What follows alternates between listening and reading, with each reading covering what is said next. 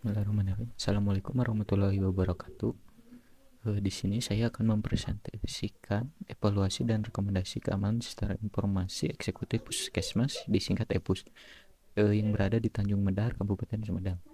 Untuk anggota kelompoknya, pemateri pertama yaitu Depi Hartini, pemateri kedua saya sendiri Muhammad Algita Plajani, kemudian pemateri ketiga yaitu Rizkia Rahayu. Untuk pendahuluan, seiring dengan perkembangan zaman, teknologi informasi menjadi hal yang selalu melekat dalam kehidupan sehari-hari. Tujuan dari pemanfaatan teknologi informasi adalah untuk membantu serta mempermudah manusia dalam melakukan pekerjaannya. Sistem informasi adalah salah satu contoh penerapan teknologi informasi. Penggunaan sistem informasi di Puskesmas terbukti dapat membantu para staf untuk mengelola data pasien serta melakukan pelayanan secara lebih efektif dan efisien.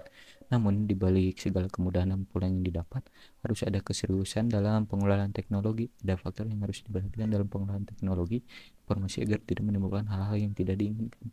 Untuk itu diperlukan evaluasi keamanan agar mengetahui celah dan kekurangan di bagian keamanan informasi. Langkah-langkah evaluasi harus sesuai kerangka yang memiliki standar nasional maupun internasional.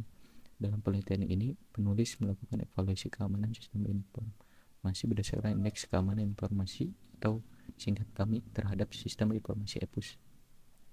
Tujuan dari penelitian ini adalah untuk mengevaluasi keamanan sistem EPUS berdasarkan standar keamanan ISO dan memberikan rekomendasi untuk meningkatkan keamanan sistem informasi tersebut.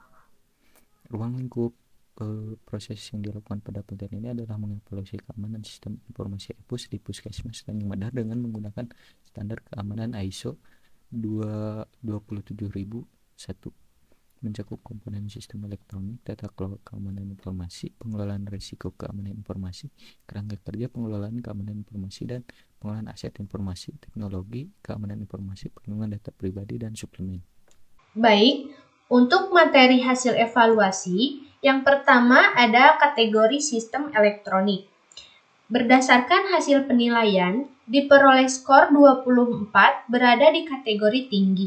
Hasil ini berarti instansi memiliki ketergantungan tinggi terhadap sistem elektronik.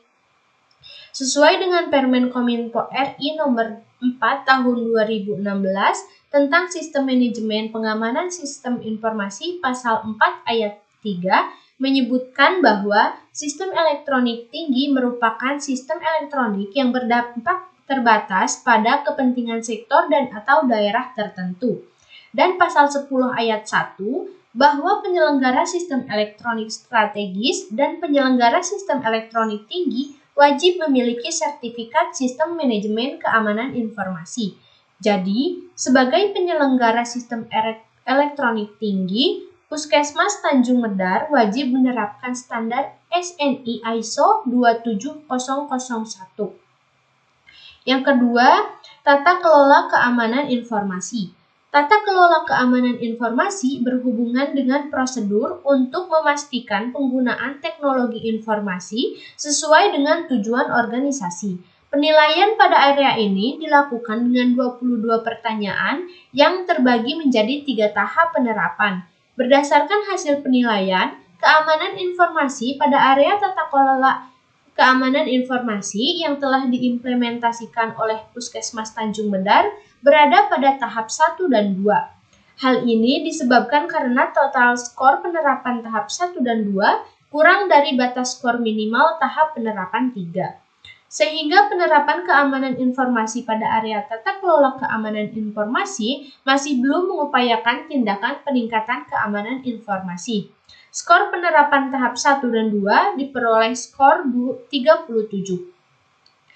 Penilaian tingkat kematangan area tata kelola keamanan informasi diperoleh skor tingkat kematangan 2 sebesar 31, sedangkan ditetapkan skor minimum tingkat kematangan 2 adalah 12 dan skor pencapaian tingkat kematangan 2 yaitu 36. Hal ini berarti skor tingkat kematangan 2 kurang dari skor pencapaian tingkat kematangan 2, sehingga diperoleh level kematangan 1+ dengan skor ambang batas 43,2 atau 80% dari total skor kematangan 2. Untuk naik di tingkat kematangan 3, maka harus memperoleh validitas tingkat kematangan 2, yes, dan skor kematangan 2 lebih dari skor ambang batas kematangan 2. Berdasarkan analisa, skor kematangan tingkat 2 kurang dari skor ambang batas kematangan tingkat 2, sehingga diperoleh validitas 0 untuk kematangan 3 dan level kematangan tetap berada pada level 1+. Yang ketiga, pengelolaan risiko keamanan informasi. Penilaian terhadap tingkat kesiapan dan kematangan EPUS pada area pengelolaan risiko keamanan informasi ditujukan guna mengevaluasi kesiapan penerapan pengelolaan risiko keamanan informasi sebagai dasar penerapan strategi informasi. Penilaian pada area ini dilakukan dengan 16 pertanyaan dan terbagi menjadi 3 tahap penerapan. Berdasarkan hasil penilaian, keamanan informasi pada area pengelolaan risiko keamanan informasi yang telah diimplementasikan oleh Puskesmas Tanjung Medar berada pada tahap 1. Hal ini disebabkan karena total skor penerapan tahap 1 kurang dari batas skor minimal tahap penerapan 2, sehingga penerapan keamanan informasi pada area pengelolaan aset informasi atau risiko keamanan informasi masih belum mengupayakan tindakan peningkatan keamanan informasi. Skor penerapan tahap 1 diperoleh sebesar 20. Peningkatan tingkat kematangan area pengelolaan risiko keamanan informasi diperoleh skor tingkat kematangan 2 sebesar 12, sedangkan ditetapkan skor minimum tingkat kematangan 2 adalah 14. Hal ini berarti skor tingkat kematangan 2 kurang dari skor minimum tingkat kematangan 2 dan tingkat kematangan 2 memiliki validitas 0. Untuk yang keempat, kerangka kerja pengelolaan keamanan informasi. Penilaian terhadap tingkat kesiapan dan kematangan EPUS pada area kerangka kerja pengelolaan keamanan informasi ditujukan guna mengevaluasi kelengkapan dan kesiapan kerangka kerja termasuk kebijakan dan prosedur pengelolaan keamanan dan strategi penerapannya. Penilaian pada area ini dilakukan dengan 32 pertanyaan yang terbagi menjadi 3 tahap penerapan. Penilaian tingkat kematangan area kerangka kerja pengelolaan keamanan informasi diperoleh skor tingkat kematangan 2 sebesar 14, sedangkan ditetapkan skor minimum tingkat kematangan 2 adalah 15 dan skor pencapaian tingkat kematangan 2 24. Hal ini berarti skor tingkat kematangan 2 kurang dari skor pencapaian sehingga diperoleh level kematangan 1+ dengan skor ambang batas 31,2 atau 80% dari total skor kematangan 2. Untuk naik di tingkat kematangan 3, maka harus memperoleh validitas tingkat kematangan 2 yes dan skor kematangan 2 lebih dari skor ambang batas kematangan 2. Berdasarkan analisa, skor kematangan tingkat 2 kurang dari skor ambang batas kematangan tingkat 2, sehingga diperoleh validitas 0 untuk kematangan 3 dan level kematangan tetap berada pada level 1+. Yang kelima, pengelolaan aset informasi. Penilaian terhadap tingkat kesiapan dan kematangan EPUS pada area pengelolaan aset informasi ditujukan guna mengevaluasi kelengkapan dari pengamanan aset informasi yang dimiliki oleh organisasi, termasuk proses keseluruhan dari siklus penggunaan aset informasi. Penilaian pada area ini dilakukan dengan 53 pertanyaan yang terbagi menjadi 3 tahap penerapan. Berdasarkan hasil penilaian, keamanan informasi pada area pengelolaan aset informasi yang telah diimplementasikan oleh Puskesmas Tanjung Medar berada pada tahap 1 dan 2. Hal ini disebabkan karena total skor penerapan tahap 1 dan 2 kurang dari batas skor minimal tahap penerapan 3. Sehingga penerapan keamanan informasi pada area pengelolaan aset informasi masih belum mengupayakan tindakan peningkatan keamanan informasi. Skor penerapan tahap 1 dan 2 diperoleh sebesar 80. Penilaian tingkat kematangan area pengelolaan aset informasi diperoleh skor tingkat kematangan 2 sebesar 48, sedangkan ditetapkan skor minimum tingkat kematangan 2 adalah 39 dan skor pencapaian tingkat kematangan 2 adalah 88. Hal ini berarti skor tingkat kematangan 2 kurang dari skor pencapaian, sehingga diperoleh level kematangan 1+ dengan skor ambang batas 93,6 atau 80% dari total skor kematangan 2. Untuk naik di tingkat kematangan 3, maka harus memperoleh validitas tingkat kematangan 2 yes dan skor kematangan 2 lebih dari skor ambang batas kematangan 2. Berdasarkan analisa, skor kematangan tingkat 2 kurang dari skor ambang batas kematangan tingkat 2, sehingga diperoleh validitas 0 untuk kematangan 2, untuk kematangan 3, dan level kematangan tetap berada pada level 1+. Untuk yang keenam, mengenai teknologi dan keamanan informasi. Tujuan penilaian area teknologi dan keamanan informasi guna mengevaluasi kelengkapan, konsistensi, dan efektivitas dari penggunaan teknologi dalam pengamanan aset informasi yang dimiliki oleh instansi terkait. Penilaian terhadap area teknologi dan keamanan informasi diukur dengan 35 pertanyaan yang terbagi menjadi 3 tahap penerapan. Tingkat penerapan area ini ada pada tahap 1 dan 2, sebab pada tahap 3 dianggap tidak valid. Hal ini disebabkan karena total skor penerapan tahap 1 dan 2 kurang dari batas skor minimal tahap penerapan 3, sehingga penerapan keamanan informasi pada area teknologi dan keamanan informasi masih belum mengupayakan tindakan peningkatan keamanan informasi. Skor penerapan tahap 1 dan 2 diperoleh sebesar 59. Penilaian tingkat kematangan area teknologi dan keamanan informasi diperoleh skor tingkat kematangan 2 sebesar 14, sedangkan ditetapkan skor minimum 18 dan skor pencapaian sebanyak 28. Hal ini berarti skor tingkat kematangan 2 kurang dari skor pencapaian, sehingga diperoleh level kematangan 1+ dengan skor ambang batas 33,6 atau 80% dari total skor kematangan 2. Untuk naik di tingkat kematangan 3, maka harus memperoleh validitas tingkat kematangan 2 yes dan skor kematangan 2 lebih dari skor ambang batas kematangan 2. Sehingga diperoleh validitas 0 untuk kematangan 3 dan level kematangan tetap berada pada level 1+. Untuk yang ketujuh, pelindungan data pribadi.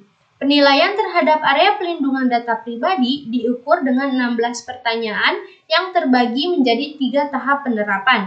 Tingkat penerapan area ini ada pada tahap 1 dan 2, sebab pada tahap 3 dianggap tidak valid.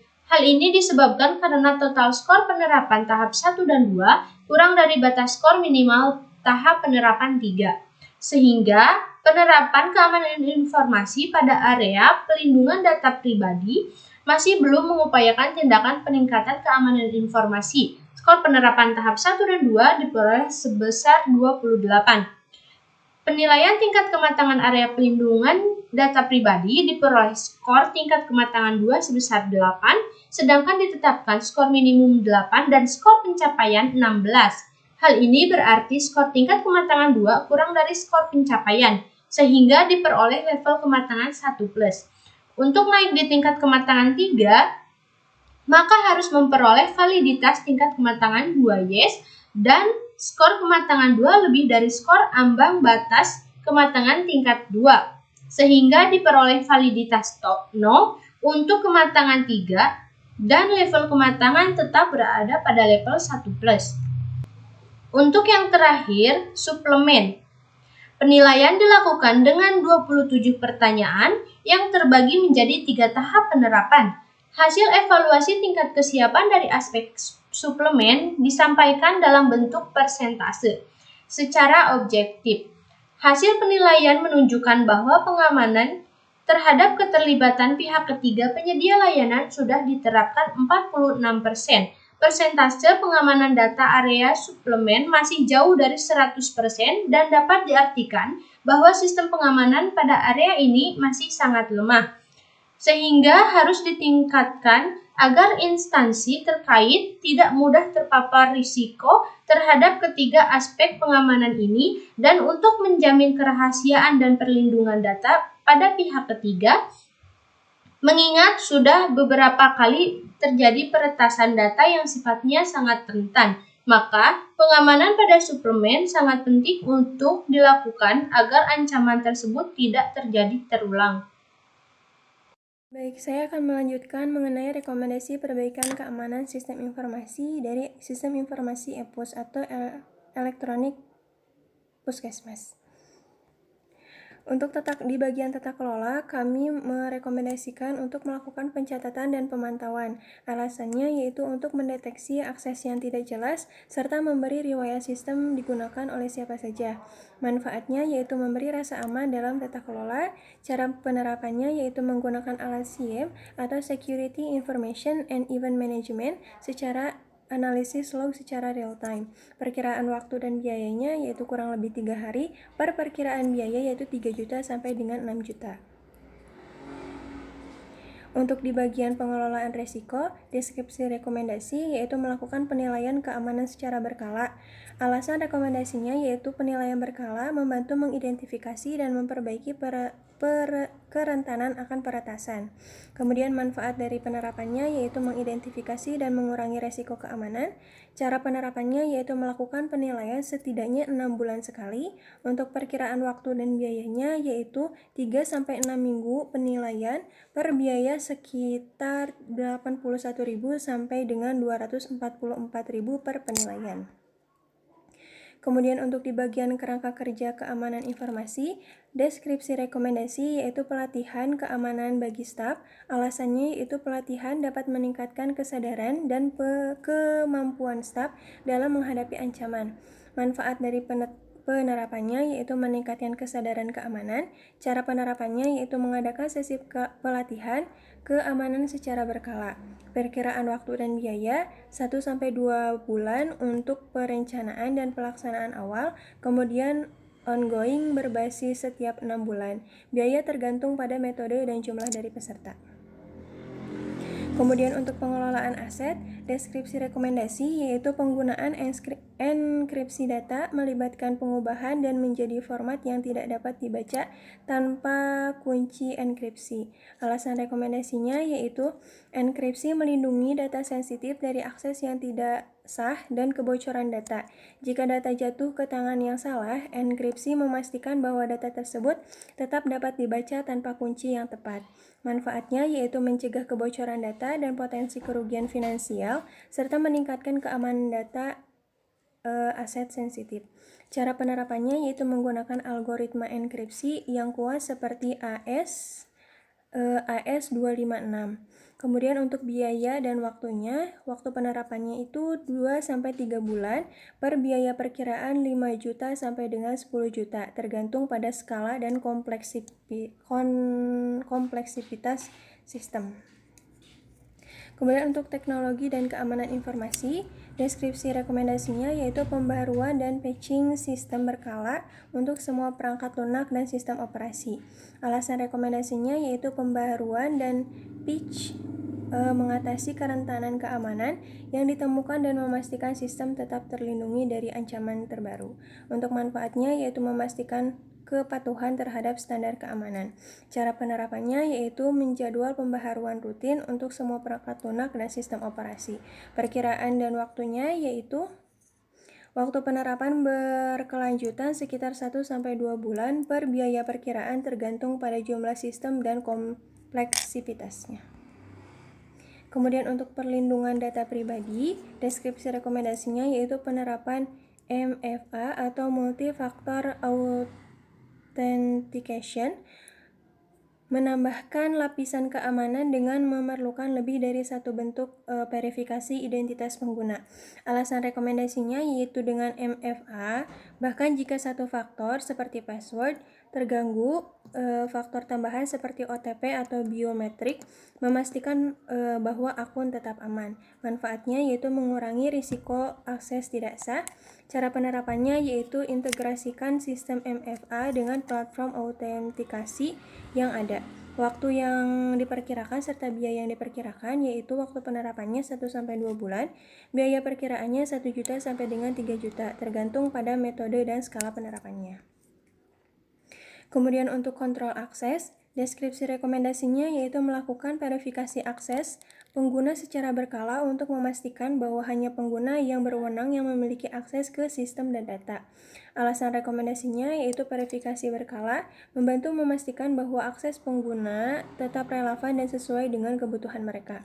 Manfaatnya yaitu untuk mengurangi risiko penyalahgunaan akses, Cara penerapannya yaitu menggunakan sistem manajemen identitas untuk memfasilitasi verifikasi.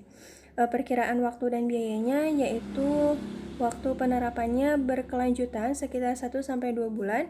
Biaya perkiraannya tergantung pada jumlah sistem dan kompleksitasnya.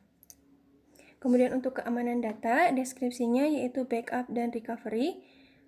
Alasan rekomendasinya yaitu backup data berfungsi untuk mencadangkan data ketika hilang karena sistem hardware rusak serta serangan cyber atau human error, dan data bisa dipulihkan dengan backup. Manfaat penerapannya yaitu meminimalisir risiko kehilangan data. Cara penerapannya yaitu membeli storage backup atau membeli storage backup berbasis cloud. Perkiraan waktu dan biayanya yaitu waktu penerapan kurang dari 1 bulan atau per biaya perkiraan 5 juta sampai dengan 15 juta, tergantung pada penerapan penyimpanan yang diperlukan. Kemudian untuk keamanan operasional, deskripsi rekomendasinya yaitu menyediakan pelatihan keamanan reguler untuk semua karyawan guna meningkatkan kesadaran dan pemahaman mereka tentang praktik keamanan yang baik. Kemudian untuk alasannya yaitu karyawan sering menjadi target serangan social engineering. Pelatihan meningkatkan kesadaran mereka terhadap ancaman keamanan dan cara mencegahnya. Manfaatnya yaitu untuk mengurangi risiko penerapan phishing dan social engineering serta meningkatkan SDM tentang keamanan data di era modern. Cara penerapannya yaitu adakan sesi pelatihan keamanan tahunan.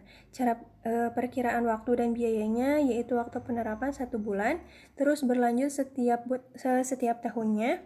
Perkiraan biaya tergantung pada ukuran organisasi dan metode pelatihan. Kemudian untuk keamanan sistem, untuk rekomendasi yang kami ajukan, Intrusion Detection and Prevention System atau IDPS adalah perangkat yang mendeteksi dan mencegah ancaman yang mencoba menyusup ke jaringan. Alat rekomendasinya yaitu IDS, membantu mendeteksi, menghentikan serangan jaringan sebelum mereka dapat merusak sistem dan mencuri data. Kemudian untuk manfaatnya yaitu meningkatkan keamanan dengan mendeteksi dan mencegah ancaman secara real time. Cara penerapannya yaitu inisial dan konfigurasi perangkat IDPS sesuai dengan kebutuhan jaringan. Perkiraan waktu dan biayanya yaitu waktu diperkirakan selama 1 bulan. Per perkiraan biayanya yaitu 2 juta sampai dengan 3 juta tergantung pada skala dan kompleksitas jaringannya. Kemudian untuk keamanan jaringan, deskripsi rekomendasinya yaitu firewall adalah sistem keamanan jaringan yang memantau dan mengontrol lalu lintas jaringan berdasarkan aturan keamanan yang telah ditetapkan.